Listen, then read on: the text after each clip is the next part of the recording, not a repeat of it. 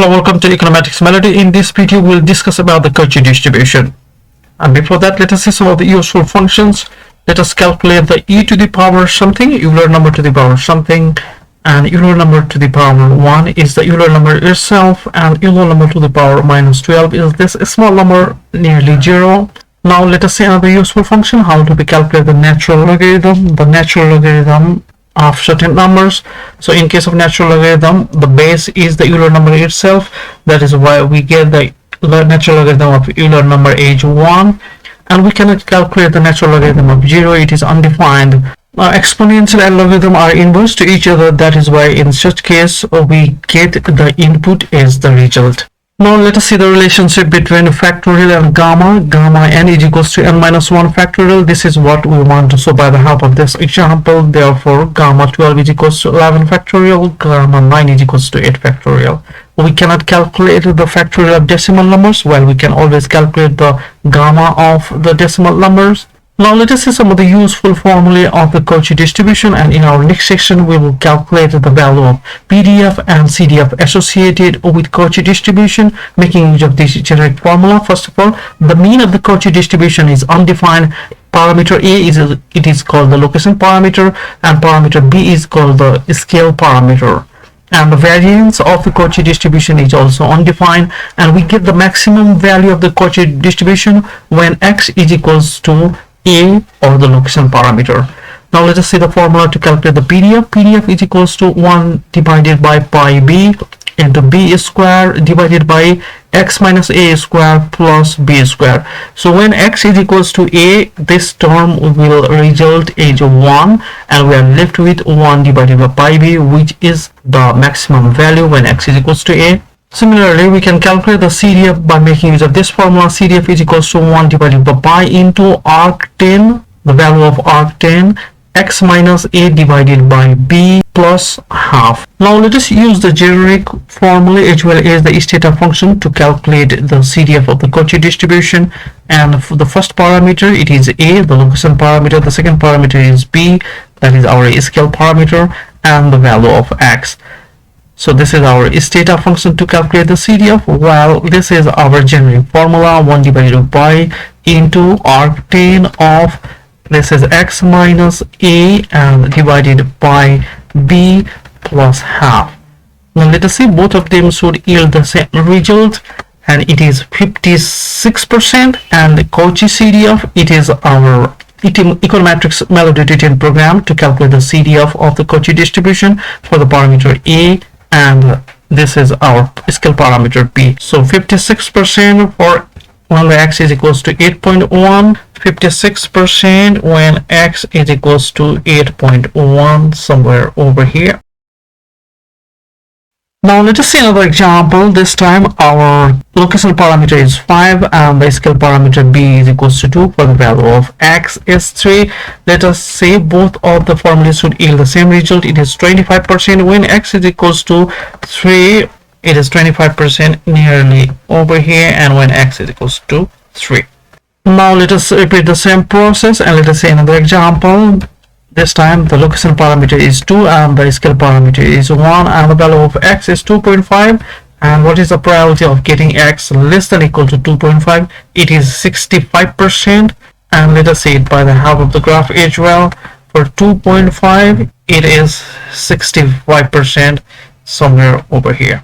Now let us draw the CDF graph for different parameters. When a is equals to 20 and b is equals to 0.9, we get this kind of CDF. And when the a parameter or the location parameter is 20 and the scale parameter is 3, we get this kind of CDF graph of the Cauchy distribution. And when our a parameter is 0 and our scale parameter is 1, this is what we mean by the standard Cauchy. Let us see its CDF. We get this kind of CDF graph. Now let us see how do we calculate the PDF, making use of both Stata function. Cauchy din is the Stata function to calculate the PDF of the Cauchy distribution, and this generic formula. So 1 divided by, this is scale parameter b pi or pi b into b square divided by, this is our x minus a location parameter, its square plus, and it is again b square. And let us say both of them should yield the same result. So what is the probability of getting exactly 18? So it is nearly 5.4%. And Cauchy PDF, it is the Econometrics Melody written program to depict the PDF for the given parameters. So when x is equals to 18, the probability is 5.4. So somewhere over here, 5.4. When x is equals to 18, 5.4, somewhere over here. And at the forefront, we have the PDF of the Cauchy distribution, while at the backdrop, we have a normal distribution with the mean and variance equal to the mean and variance of this Cauchy distribution. Now let us repeat the same process when our A or location parameter is 0, scale parameter is 1.2, for the value of x is 1, and both of them should yield the same result. The probability of getting exactly 1, it is 15.65, nearly 16%.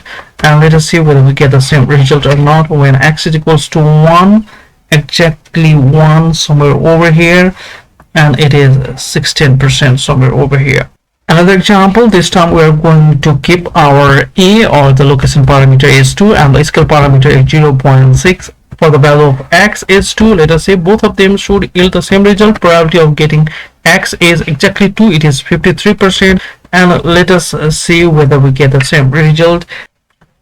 So 53% and somewhere over here, and the value of x is equals to 2. Now let us see the PDF of Cauchy distribution for some other values of a and b, and this time our a is 0 and b is equals to 1. We get this kind of graph.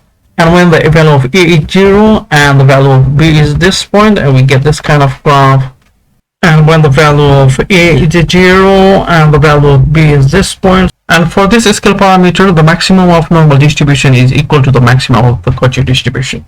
Now let us run some of the simulation first by increasing the value of location parameter, and this is again the Econometrics Melody written program. We will increase the value of location parameter a from 0 to 4 and the scale parameter is 1.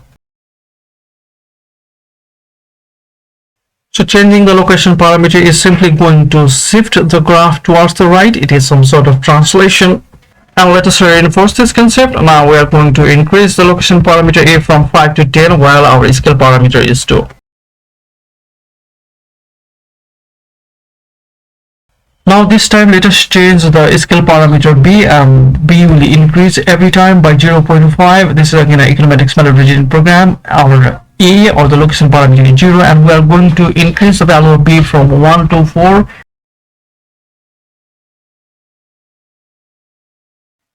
As b is our scale parameter, it is obvious that increment of b will result in the increment of variances, and which is very clear by this graph. Now let us repeat the same process, and we are keeping our a or the location parameter is 0, and we are increasing b from 0 to 3, and the delta b is 0.5.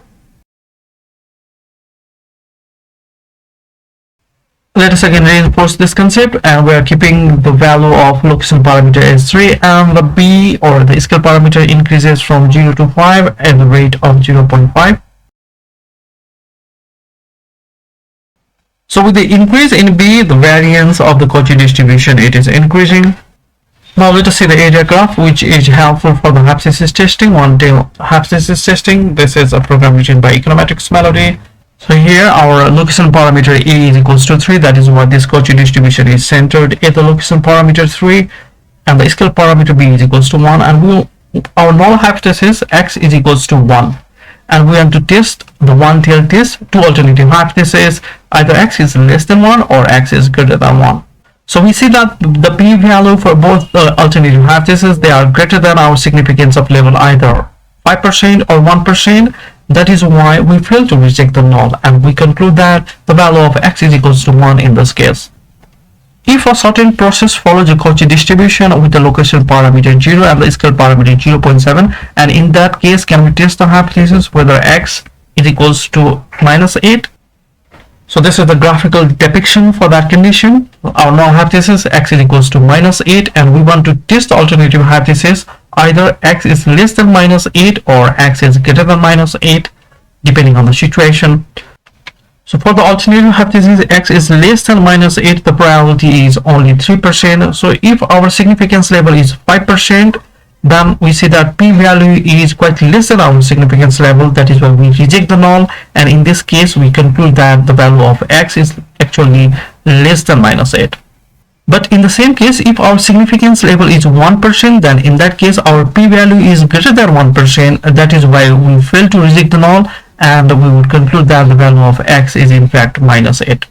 Now for our right tail test, we see that the p-value is 97%, which is quite greater than our significance level of either 5% or 1%. So in this case, we fail to reject the null, and we conclude that the value of x is minus 8.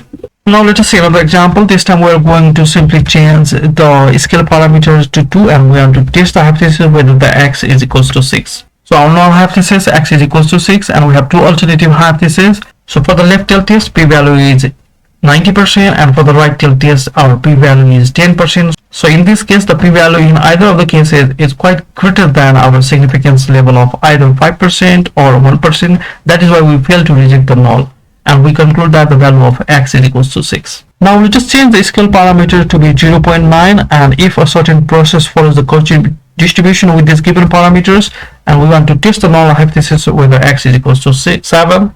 Our null hypothesis x is equals to 7, and two alternative hypotheses resulting in left tail test x is less than 7 and right tail test x is greater than 7. So for the left tail test, our p-value is 95%, so we fail to reject the null in this case. So for the right tail test, our p-value is less than our significance level, that is why we reject the null if our significance level is 5%, and we conclude that the value of x is in fact greater than 7. But if our significance level is 1%, then our p-value will be greater than the significance level. That is why we fail to reject the null in that case, and we conclude that the value of x is 7. Now let us see some of the usage of Cauchy distribution, and I have collected it from different sources. Cauchy distribution is used in statistics to model the distribution of residuals in regression analysis, and Cauchy distribution is used to model the distribution of extreme values such as those in financial data or wind speeds. It is used to model the distribution of phase angles in certain signal processing applications, and Cauchy distribution is used in Bayesian statistics to model the scale parameter of a distribution, and in physics, Cauchy distribution is used to describe the distribution of velocities in a one-dimensional gas. Cauchy distribution is used in image processing to model the distribution of image intensities, and Cauchy distribution is used to model the distribution of blood test results in the field of medicine. It is used in the field of economics, particularly in the study of market efficiency. It is also used to model the distribution of errors in measurement system, particularly in the field of metrology. Cauchy distribution is also used in the field of cryptography, particularly in the study of random number generators. Cauchy distribution is used in the field of social sciences, particularly in the study of opinion polls and other surveys. So this is it for this tutorial. Thank you very much for your time. Thank you very much, Econometrics Melody.